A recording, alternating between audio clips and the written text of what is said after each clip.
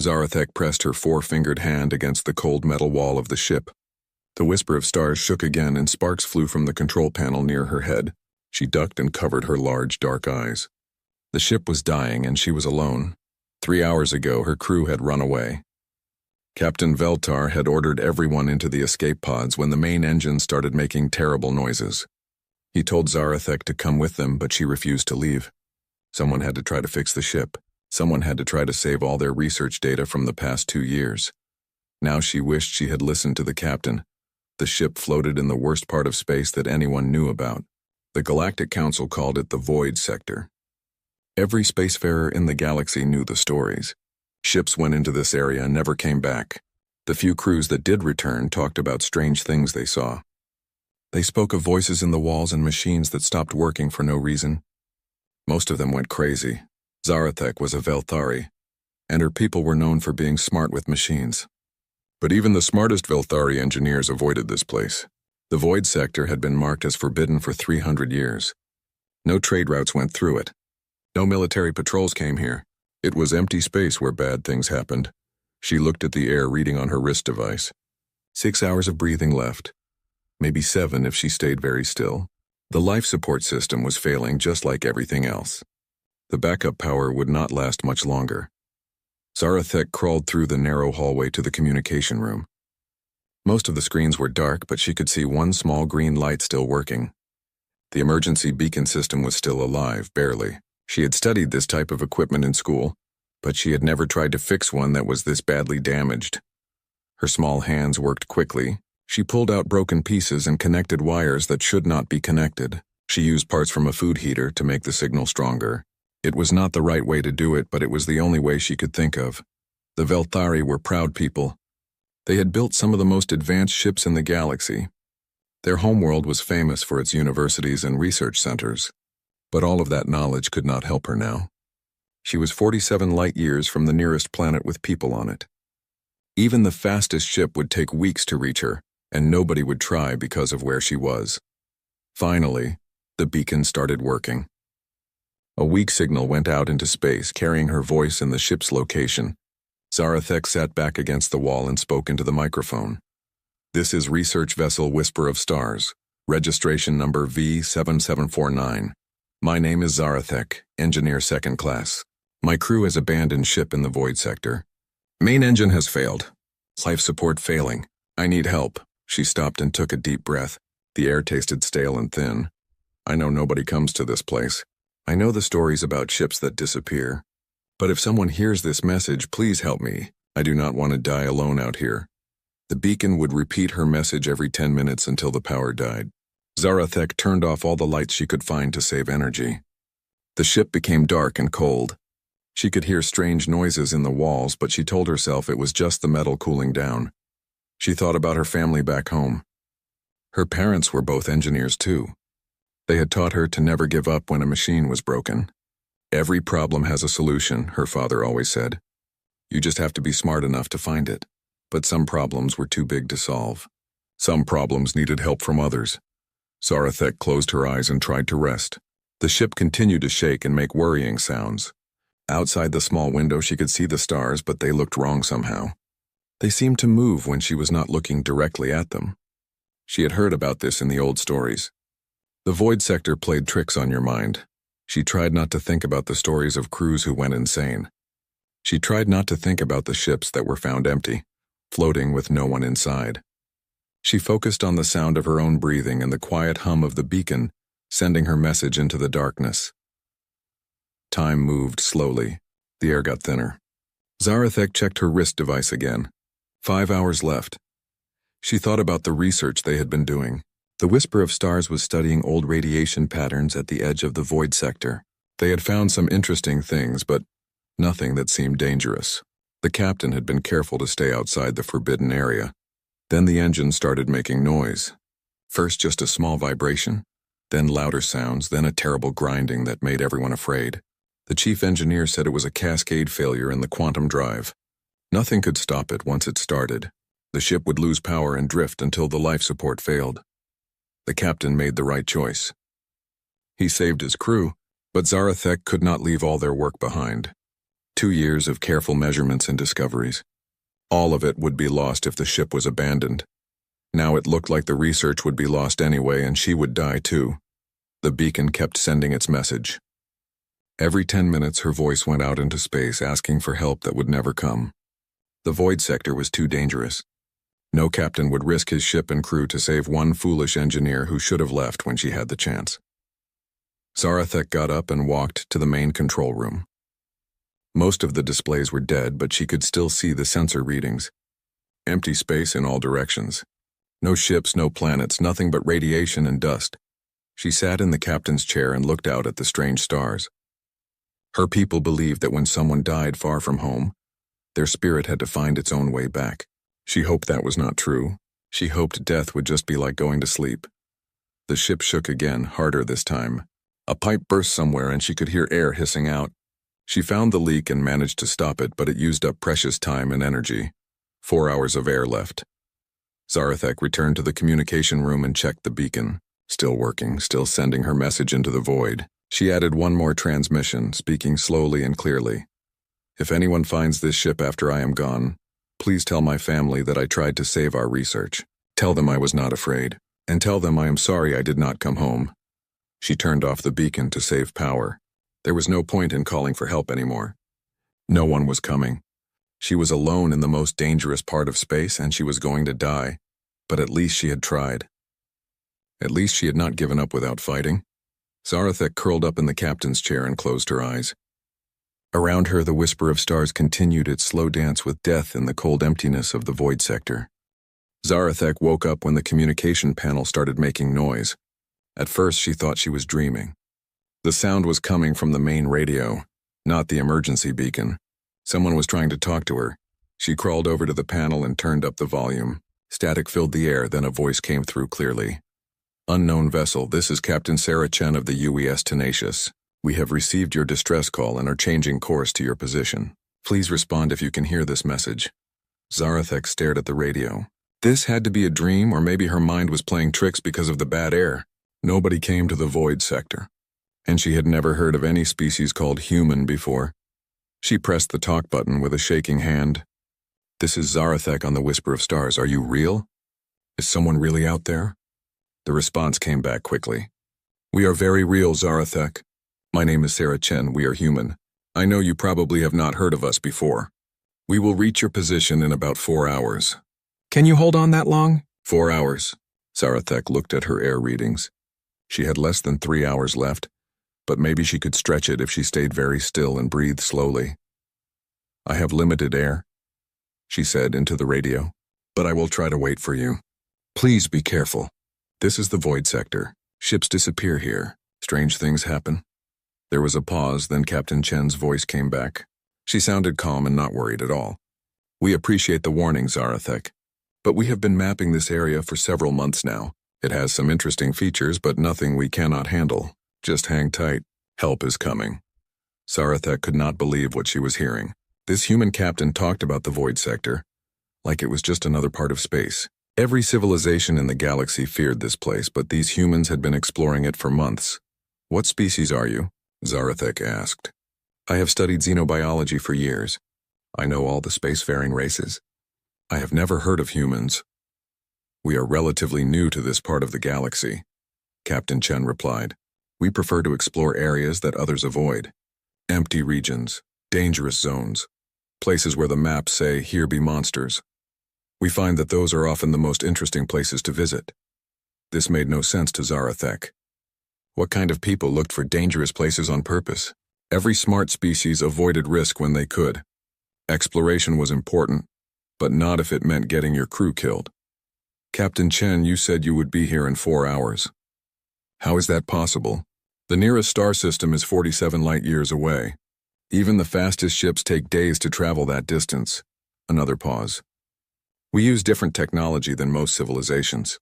Let's just say we have learned to take shortcuts through space. The important thing is that we will reach you in time. Zarathek wanted to ask more questions, but she was getting dizzy from the bad air. She needed to save her strength. Thank you for coming, she said. I will try to stay alive until you get here. You will make it, Captain Chen said, and she sounded very sure. We have rescued people from worse situations than this. Just focus on breathing slowly and staying calm. And Zarathek, you did the right thing by staying with your ship. A lot of important research data would have been lost if you had left. How did the captain know about their research? Zarathek had not mentioned it in her distress call, but her thoughts were getting fuzzy, and she could not focus on the question. She turned down the radio volume and tried to rest. Every few minutes, Captain Chen would call to check on her. The human's voice was steady and confident. She talked about simple things like what the weather was like on her home planet and what kind of food her crew liked to eat. It helped Zarathek stay calm. Time passed slowly. The air got thinner and thinner. Zarathek had to concentrate just to breathe. She started to see things that were not there. Shapes moving in the corners of her vision, voices whispering in the walls. "Captain Chen," she said into the radio, "I think the void sector is affecting my mind. I am seeing things. That is normal," the captain replied. "The lack of oxygen makes you hallucinate. Try to focus on my voice. We are almost there." Almost there. But it had only been 2 hours since first contact. How could they travel so fast? Then Zarathek saw lights outside the window. Not the strange moving stars of the void sector, but the bright white lights of a ship. A real ship was actually coming for her. The vessel that appeared was unlike anything she had ever seen. It was sleek and smooth, with no sharp edges or unnecessary parts. The hull was dark gray with blue markings that seemed to glow slightly. It moved through space with perfect control, like a living thing swimming through water. Whisper of stars. "This is the Tenacious. We are alongside your ship. Prepare for docking." Zarathek watched through the window as the human ship extended a docking tube. The connection was made with gentle precision. She heard the sound of air pumps working, and felt the ship shake slightly as the two vessels locked together. Her radio crackled again. "Zarathek, we are sending over a rescue team. They will bring emergency air supplies and help stabilize your ship. Just stay where you are." The airlock door opened and 3 figures in spacesuits came through. They moved quickly but carefully, carrying equipment and air tanks. The lead figure removed their helmet and Zarathek saw her first human face. The woman had short brown hair and dark eyes that seemed very alert. Her skin was a light tan color and she smiled when she saw Zarathek. She looked friendly but also very competent. "Hello, Zarathek. I'm Commander Rodriguez, Chief Engineer of the Tenacious. Let's get some fresh air in here first, then we'll work on your ship." The humans worked with incredible speed and skill. They connected portable air systems and immediately the ship's atmosphere began to improve. Zarathek took deep breaths of clean, rich air and felt her head clear. While Commander Rodriguez worked on the life support, the other 2 humans examined the broken engine.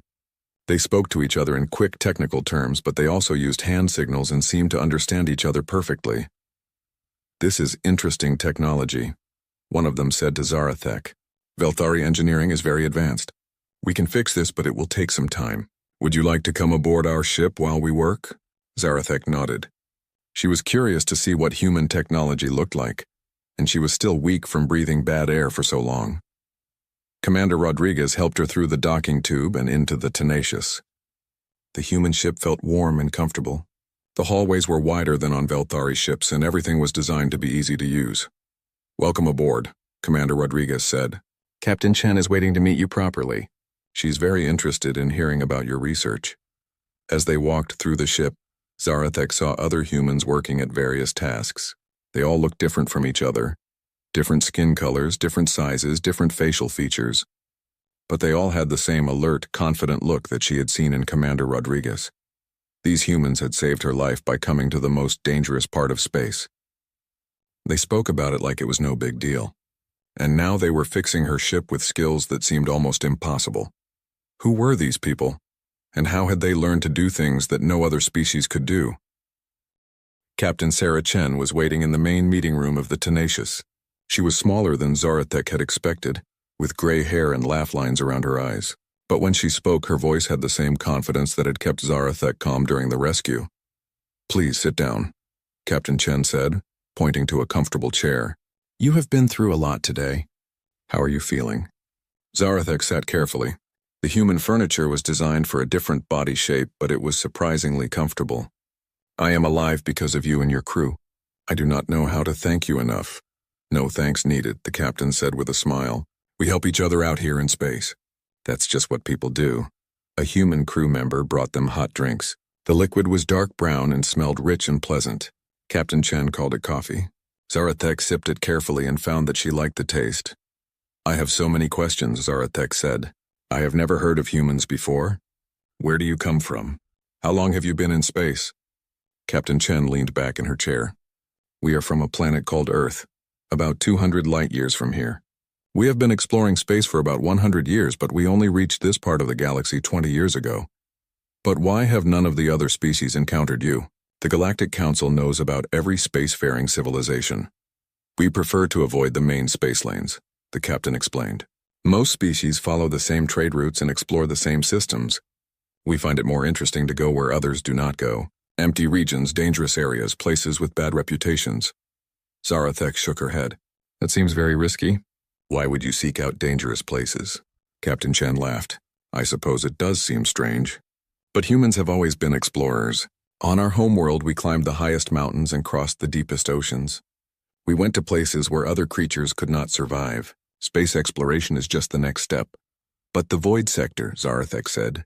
Every civilization knows the stories. Ships that disappear, crews that go insane. How can you map this area safely? Would you like to see our maps? Captain Chen asked. She touched a control panel, and a three-dimensional image appeared in the air above the table. It showed the void sector in great detail, with safe routes marked in blue and dangerous areas marked in red. We have been working in this region for 8 months, the captain continued. We have found the source of most of the problems that other ships experience. It is not magic or curses. It is old technology. The image changed to show the location of Zarathek's ship. Around it were dozens of small objects marked in red. Automated defense systems, Captain Chen explained. Very old. Probably built by a civilization that died out thousands of years ago. They were designed to keep other species away from something important. Zarathek studied the display. Defense systems. But they do not attack ships directly. No, they use psychological warfare. They send signals that cause fear and paranoia. They also interfere with navigation systems and cause equipment failures. Most species panic and flee, or they go crazy from the stress. How do you resist these effects? Captain Chen smiled again. Humans seem to be naturally resistant to this kind of mental attack. We get nervous, but we do not panic easily, and our technology works on different principles than most civilizations, so the interference does not affect us as much. The door opened, and Commander Rodriguez entered the room. Captain, we have finished the emergency repairs on the Whisper of Stars. The ship is stable and life support is working normally. Excellent work, Captain Chen said. How long for full repairs? About 6 hours to get the main engine working properly. But there is something else.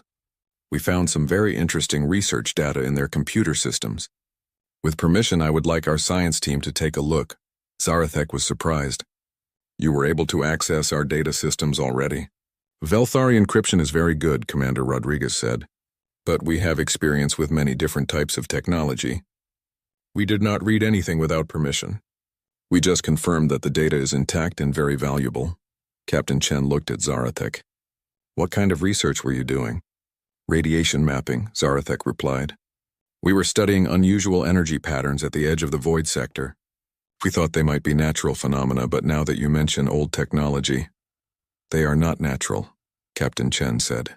Those energy readings are coming from the main control center for all the defense systems. We have been trying to locate it for months. You want to shut down the defenses? Eventually, yes. This region of space has valuable resources and scientific discoveries. But more importantly, we do not like the idea of ships being lost because of ancient fear machines. Commander Rodriguez pulled up another display. We have been disabling the defense systems one by one, carefully so we do not trigger any backup weapons. So far, we have cleared about 30% of the region. Zarathek was amazed. You are doing this just to help other ships. What do you gain from it? Captain Chen and Commander Rodriguez looked at each other and both smiled. We gain knowledge, the captain said. We learn how the old systems work. We discover new technologies, and we make space safer for everyone. But do you not want to claim this territory for your own people? Humans do not think that way, Commander Rodriguez explained. We do not want to conquer or control other species. We just want to explore and learn. If we can help others while we do it, that makes us happy. This was unlike anything Zarathek had ever heard. Every species she knew competed for resources and territory. Wars were fought over mineral rights and strategic locations, but these humans seemed genuinely interested in helping others, even species they had never met before. "There is something else," Captain Chen said. "We could use a good engineer who understands both our technology and council systems. Someone who could help us work with other species when we are ready to make formal contact." "You want me to join your crew?" "Only if you want to. We would take you home first, of course. But if you are interested in exploration and discovery, we could offer you opportunities that you would never find working for the council." Zarathek thought about this. Her whole life had been planned out for her. Finish her engineering degree, work for a research institution, follow the safe and predictable path that all Velthari took. But these humans offered something different: adventure, discovery, the chance to solve problems that no one had ever solved before. "What would my family think?" she asked. "Velthari do not usually leave our home systems." "That would be your choice to make," Captain Chen said gently. "We would never ask you to give up your family or your culture. If you joined us, you would always be welcome to visit home whenever you wanted." Commander Rodriguez added, "We have crew members from different species, though not many. Most prefer the safety of established civilizations, but some, like you, are more interested in pushing boundaries." Zarathek looked around the room. The human ship felt alive with purpose and energy. Everyone she had met seemed happy and excited about their work. They were not just exploring space. They were making it better for everyone. "Can I think about it?" she asked. "Of course," Captain Chen said. "Take all the time you need. For now, let's focus on getting your ship fully repaired and getting you safely back to council space." As they talked, Zarathek realized that her life had changed completely in just a few hours. She had gone from dying alone in the most dangerous part of space to sitting safely aboard an advanced ship, talking with people who seemed to do impossible things every day. These humans were unlike any species she had ever encountered. They were brave without being reckless, confident without being arrogant, and generous without expecting anything in return. Maybe her father was right. Every problem did have a solution. You just had to be smart enough to find it, or brave enough to look for help in the places where no one else would go. Over the next few hours, Zarathek learned more about the humans and their amazing ship. Chief Science Officer Dr. Maria Santos showed her the laboratory where they studied the ancient technology they found in the void sector. "Look at this," Dr. Santos said, pointing to a strange metal device on the examination table. "We found this in a derelict station about 50 light-years from here. It is part of the network that controls all the defense systems." The device was beautiful in a strange way. It was made of metal that seemed to change color when Zarathek looked at it from different angles. Symbols were carved into its surface, but they were unlike any writing she had seen before. "We call them the Builders," Dr. Santos explained. "We do not know their real name because we have not found any of their language yet. But they were incredibly advanced. They built all of this probably 10,000 years ago." "What happened to them?" Zarathek asked. "We think they left this galaxy. Maybe they evolved beyond the need for physical bodies. Or maybe they just moved on to explore other places. But they left these defense systems running to protect something important." Dr. Santos led Zarathek to another room where a large display showed the entire void sector. Red dots marked active defense systems, blue dots showed the ones that humans had safely disabled, and yellow dots indicated areas where they had found builder technology. "The pattern suggests they were protecting a central location," Dr. Santos said. "Probably their main research facility or perhaps a city. We think it is located here." She pointed to an area deep inside the void sector where many red lines converged. "Have you tried to reach it?" "Not yet. The defenses get stronger the closer you go to the center. We need to disable more of the outer systems first, or find a way to communicate with the central computer." Zarathek studied the display. "My research data might help. We were mapping energy patterns that could be communication signals." "That is exactly what we hoped," Dr. Santos said with excitement. "Captain Chen thought your data might be the missing piece we need." They spent the next 2 hours going through Zarathek's research. The energy readings that her team had thought were natural phenomena were actually data transmissions between the defense systems. With this information, the humans could predict where the systems would be and possibly find a way to safely approach the central facility. "This is incredible work," Dr. Santos said. "Your team discovered something that we have been looking for months to find." Zarathek felt proud but also sad. My crewmates will never know how important this data is. They think it was all lost when they abandoned ship. You could tell them, Dr. Santos suggested. When we take you home, you could explain what you found. But Zarathek was not sure she wanted to go home yet. The more she learned about the humans and their mission, the more she wanted to be part of it. Commander Rodriguez found them in the laboratory. The repairs on your ship are almost finished, she told Zarathek. But there is something you should see first. She led them to the main bridge of the Tenacious. The room was larger than any ship's bridge Zarathek had seen, with displays and controls that seemed to respond to the crew's thoughts. Captain Chen was standing at the center, watching a large screen that showed space around them. Zarathek, come look at this, the captain said. We are about to disable another defense system, and your research is helping us do it safely. On the screen, Zarathek could see a small object floating in space. It looked harmless, like a piece of space debris, but the ship's sensors showed it was generating powerful energy fields. Without your data, we would have had to approach that system very carefully, Captain Chen explained. We would have needed days to map its effects and find a safe way to shut it down. But your energy readings told us exactly what frequencies it uses. Lieutenant Kim, the navigation officer, worked at her console. Signal pattern confirmed. Beginning shutdown sequence. The object on the screen flickered and went dark. All around them, Zarathek could feel the ship relax as invisible forces stopped pressing against it. Another piece of the puzzle, Captain Chen said with satisfaction. Thanks to your work, Zarathek, we can now approach the central facility much more safely. You really think my research can help you reach the Builder City? I think your research might be the key to understanding their whole civilization, Dr. Santos said. The energy patterns you mapped show how their technology communicates. If we can learn their language, we might be able to talk to their computers directly. The idea was exciting and terrifying at the same time. If the humans could communicate with Builder technology, they could learn things that no civilization had known for thousands of years. But they could also accidentally trigger defenses that were much more dangerous than anything they had encountered so far. Is it safe? Zarathek asked. Nothing we do is completely safe, Captain Chen admitted. But we take careful steps. We study everything thoroughly before we act, and we always have backup plans. Actually, Commander Rodriguez said, that brings up something we wanted to discuss with you. We are planning an expedition to the central facility. It will be dangerous, but it could also be the most important archaeological discovery in galactic history. We would like you to come with us, Captain Chen added. Your knowledge of Builder energy patterns could be crucial, and your engineering skills might help us understand their technology. Zarathek looked around the bridge at all the human faces watching her. These people had saved her life and treated her like family. They were offering her the chance to be part of something amazing, but it would also mean going deeper into the void sector, into dangers that no one had ever faced before. What about my family? She asked. They will worry if I do not come home.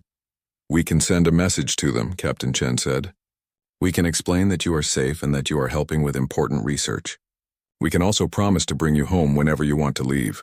Lieutenant Kim looked up from her console. Captain, we are receiving a message from the Whisper of Stars. The repairs are complete.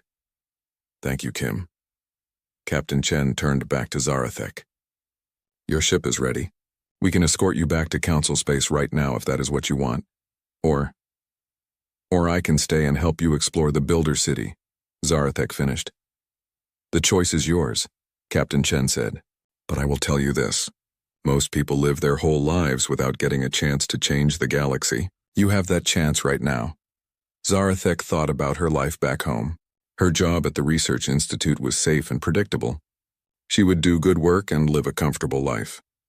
But she would always wonder what might have been if she had stayed with the humans. She thought about the builders and their ancient city waiting in the depths of the void sector. No Velthari had ever seen anything like it. The knowledge they might find could advance her people's science by centuries, and she thought about the humans themselves. Their courage, their curiosity, their determination to help others even when it put them at risk. She had never met people like them, and she might never meet people like them again. I want to send a message to my family first, she said finally. I want to tell them I am safe and explain what I am doing. Then I want to help you find the Builder City. Captain Chen smiled. Welcome to the crew of the tenacious engineer Zarathek. The other humans on the bridge clapped their hands together, which Zarathek learned was how they showed approval and happiness. She felt nervous and excited at the same time. She was about to become the first Velthari to work alongside humans. She was going to explore places that no one had seen for thousands of years, and she was going to help make the galaxy a safer place for everyone. It was not the life she had planned, but it was the life she wanted. 3 weeks later, Zarathek stood on the bridge of the Tenacious as they approached the heart of the Void sector. The journey had been unlike anything she could have imagined. Every day brought new discoveries about builder technology and new understanding of how the ancient civilization had lived. The humans had taught her things that no Velthari university had ever considered. They showed her how to think about problems from completely different angles. Where her people looked for elegant, complex solutions, humans found simple, direct answers that somehow worked better. There it is, Captain Chen said quietly. On the main screen, a massive structure appeared out of the darkness of space. It was not a planet or a station. It was something entirely different. The Builder City was a collection of geometric shapes that seemed to float independently, but were somehow connected by streams of energy. Towers and spheres and pyramids danced around each other in patterns that hurt to watch for too long. Scans show it is about 50 kilometers across, Lieutenant Kim reported. No life signs, but massive energy readings. The whole structure is still active after all these thousands of years. Dr. Santos leaned forward in her chair. The power source must be incredible. We are detecting energy patterns that our instruments cannot even classify. Zarathek watched the city with amazement and fear. Her research had helped them reach this place, but now that they were here, she wondered if they were making a terrible mistake. What if the builders had left their defenses running for a good reason? What if there were things in that city that were too dangerous for anyone to find? Are you having second thoughts? Captain Chen asked her quietly. Yes, Zarathek admitted, but I think that is normal. This is probably the most dangerous thing anyone has ever tried to do. Probably, the captain agreed with a smile, but it is also the most important. If we can learn from the builders, we might solve problems that have troubled the galaxy for centuries. Commander Rodriguez called out from her station. Captain, we are receiving a signal from the city. It is using the same energy patterns that Zarathek mapped.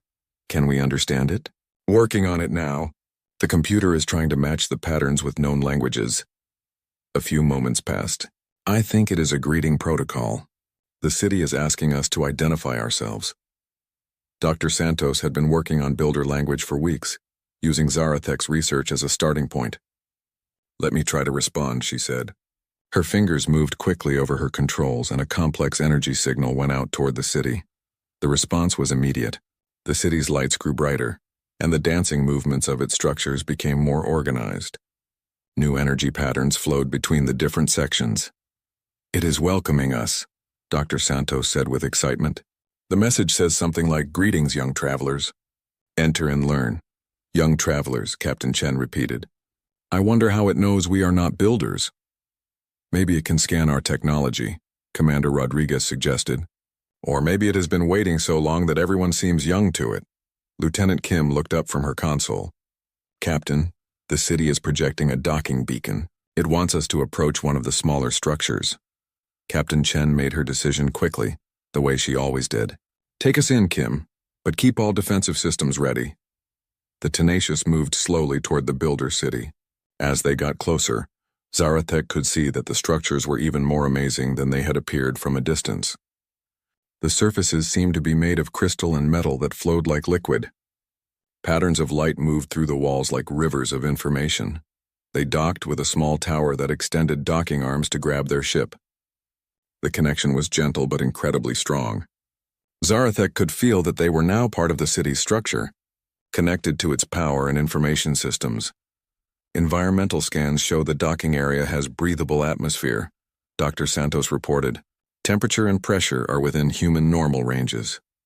The city is adapting itself for us, Captain Chen said. It knows what we need to survive. A team of 6 humans prepared to enter the city. Captain Chen, Dr. Santos, Commander Rodriguez, Lieutenant Kim, Security Chief Thompson, and Zarathek.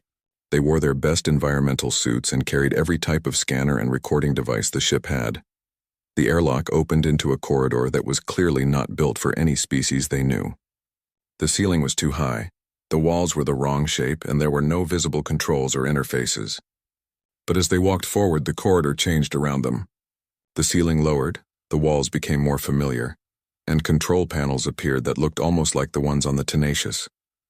"It is reading our minds," Dr. Santos whispered, "or at least scanning our technology to understand how we like things to work."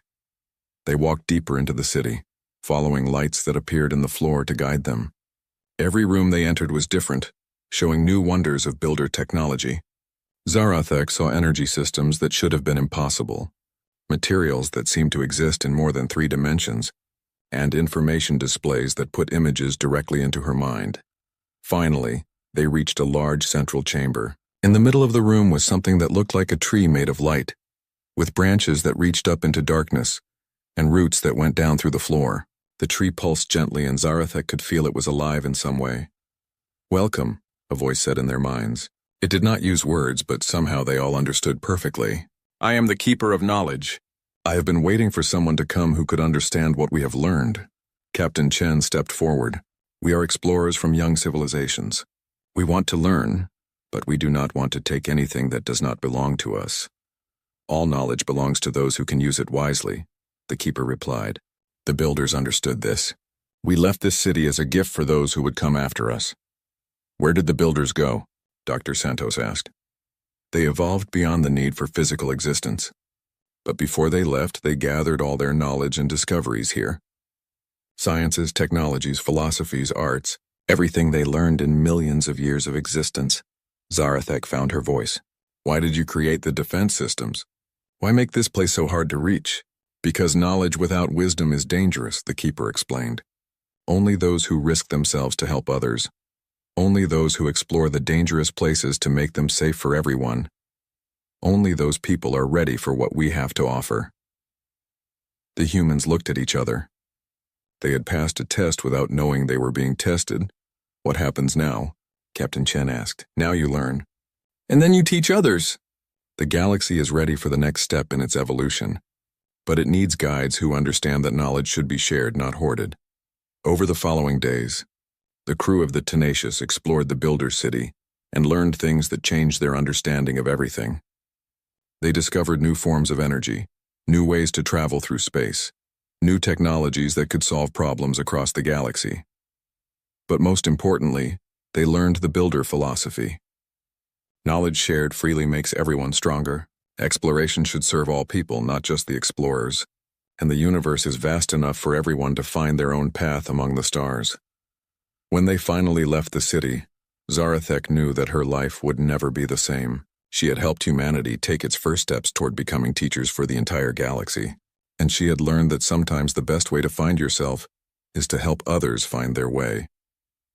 The Tenacious returned to Council space with Zarathek aboard as their official ambassador.